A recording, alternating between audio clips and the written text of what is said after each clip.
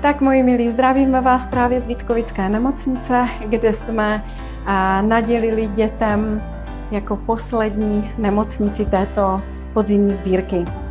A vlastně vůbec nevím, co mám říct, protože všechno jsem v průběhu sbírky, teda v průběhu návštěv nemocnic už povykládala. Děkovala jsem milionkrát, takže co teď? Teď vlastně asi to nejdůležitější. Popřát vám šťastné a veselé.